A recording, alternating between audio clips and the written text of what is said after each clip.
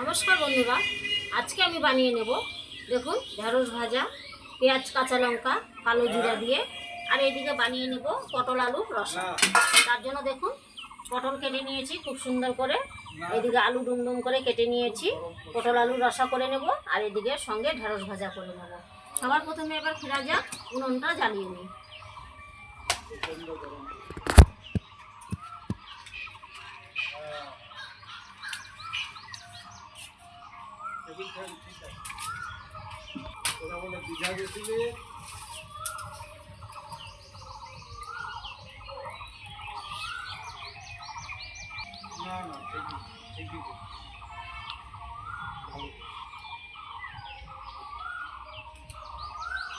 এই যে বন্ধুরা, আমার উনুনটা খুব সুন্দর জ্বলে গেছে দেখুন। এইবার আমি কড়াই বসিয়ে দেবো সবার প্রথমে।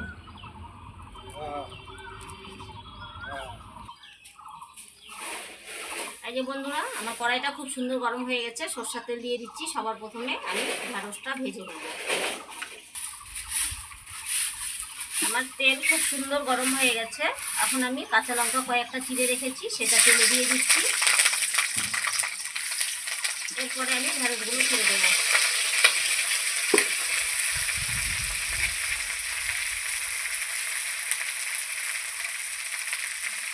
রেখে দিয়েছি, এটা পরে দেবো।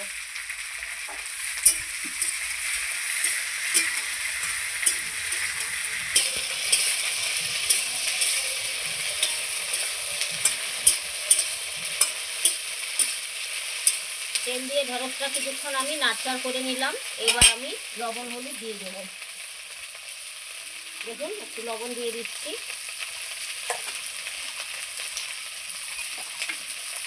সঙ্গে একটু হলুদ গুঁড়ো,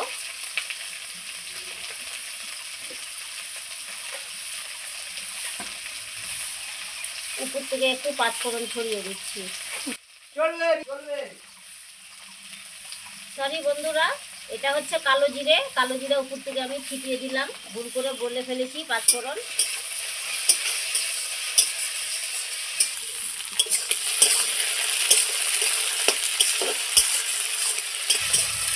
দেখুন আমি ঢেঁড়সটা কত সুন্দর করে কালো জিরে দিয়ে কাঁচা লঙ্কা দিয়ে ভেজে নিয়েছি, এরকম লাল লাল করে। এইবার আমি উপর থেকে পেঁয়াজ কুচানো দিয়ে দেবো। তাহলে এই ঢেঁড়স ভাজাটা ভীষণ ভালো লাগে, খেতে খুব টেস্টি। গরম গরম ভাত, ডালের সঙ্গে, রুটির সঙ্গেও খেতে কিন্তু ভীষণ ভালো লাগে এই ঢেঁড়স ভাজাটা। আপনারা একবার হলেও এরকম করে বানিয়ে খাবেন, দেখবেন খুবই ভালো লাগে। এই যে বন্ধুরা, আমার ঢেঁড়স ভাজা হয়ে গেছে দেখুন, লাল লাল খুব সুন্দর করে ভেজে নিয়েছি। এইবার আমি একটা পাত্রের মধ্যে তুলে নিচ্ছি। দেখুন ভাজিয়ে খুব সুন্দর করে নামিয়ে নিয়েছি। দেখুন কিরকম হয়েছে ভাজাটা, কালো জিরে কাঁচা লঙ্কা আর পেঁয়াজ কুচানো দিয়ে। ওই কড়াইয়ে আমি সরষের তেল দিয়ে দেব, পটলগুলো ভেজে নেব।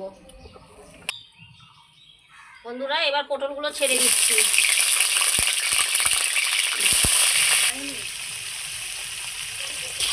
আমি পটলটা তেলের মধ্যে একটু নাড়চাড় করে নিলাম। এই দেখুন হালকা একটু ভেজে নিয়েছি। এইবার দিয়ে দেবো আমি লবণ দিয়ে পটলটাকে ভেজে নেব। এই দেখুন পটলটা কত সুন্দর করে আমি লাল লাল করে ভেজে নিচ্ছি।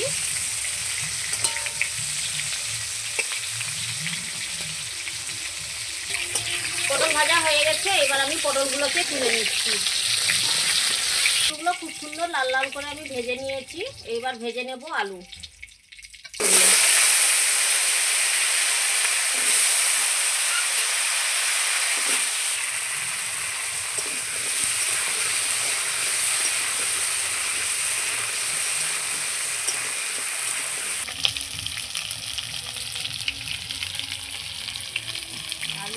আলু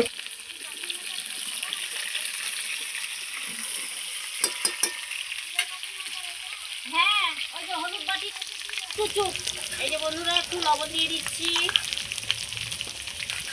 রসা করবো। একটু হলুদ গুঁড়ো দিয়ে দিচ্ছি আলুর মধ্যে। পটলের মধ্যে কিন্তু আমি হলুদ ছাড়াই ভেজেছি। এই দেখুন এবার আলুটাকে আমি হলুদ লবণ দিয়ে খুব সুন্দর করে লাল লাল করে ভেজে নেব।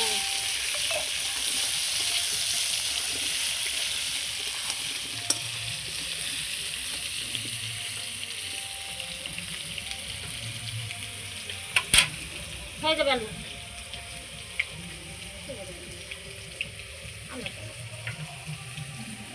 একটু আদা ছিল যে বন্ধুরা আমার আলুটা খুব সুন্দর করে লাল লাল করে ভেজে নিয়েছি। এই আলুটাও তুলে নিচ্ছি। যে পাত্রের মধ্যে আমি পটলটা ভেজে তুলেছি সেটার মধ্যেই আলুটা উঠিয়ে নিলাম। বন্ধুরা আমি আলু খুব সুন্দর করে ভেজে নামিয়ে নিয়েছি লাল লাল করে।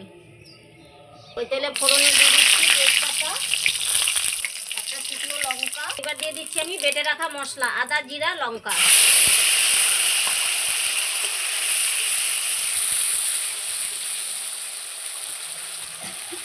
এবার দিয়ে দিচ্ছি অল্প লবণ, সঙ্গে হলুদ গুঁড়ো দিয়ে খুব সুন্দর করে আমি মশলাটাকে কষিয়ে নেব।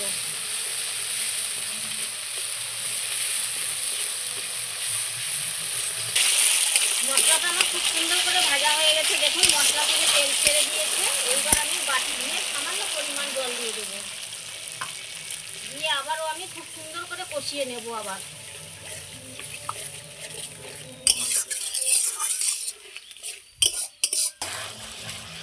দেখুন আমার মশলাটা কত সুন্দর কষানো হয়ে গেছে। এবার আমি ভেজে রাখা আলুটাও দিয়ে দেবো, তাহলে আমার আলুটাও একটু সেদ্ধ হয়ে যাবে এই জলে, আর আলুর মধ্যে মশলাটা খুব সুন্দর করে ঢুকে যাবে।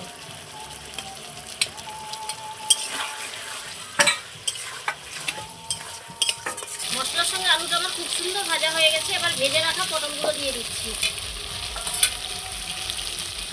পটলটা দিয়েও আমি খুব সুন্দর করে একটু নেড়ে নিচ্ছি, মানে পটলের মধ্যে মশলাটা খুব সুন্দর ঢুকে যাবে। লবণ হলুদ ঝাল দেখুন।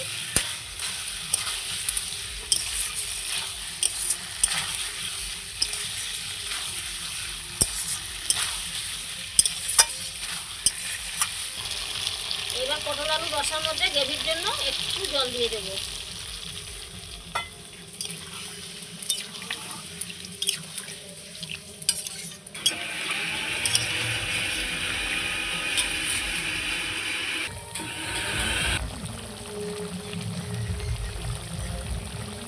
সামান্য একটু মিষ্টি দিয়ে দিচ্ছি।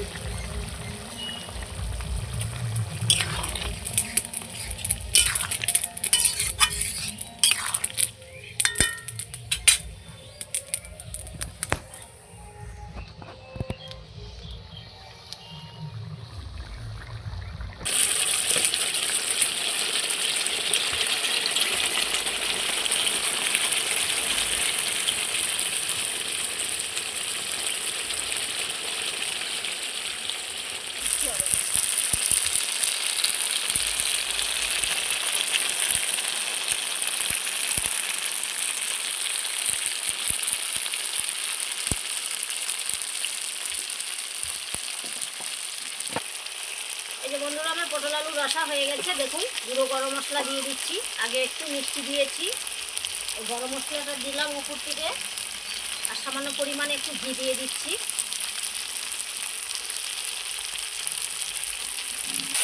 ঘিটা দিয়ে একটু নাড়চাড় করে নেব। আমার পটল আলু রসাটা হয়ে গেছে খুব সুন্দর করে। এইবার আমি নামিয়ে নেব। এই যে বন্ধুরা দেখুন আমার এদিকে পটল আলু রসাটা খুব সুন্দর হয়ে গেছে। এইবার আমি একটা পাত্রের মধ্যে নামিয়ে নিচ্ছি।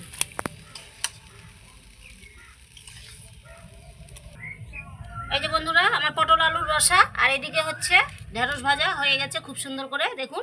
আর এই পটল আলুর রসাটা যদি আপনাদের ভালো লেগে থাকে অবশ্যই সঙ্গীতা রীতা কিচেনে সাবস্ক্রাইব করবেন, লাইক করবেন, কমেন্ট করবেন, বেশি করে শেয়ার করবেন। ফেসবুকে যদি দেখে থাকেন অবশ্যই ফলো করবেন। ধন্যবাদ।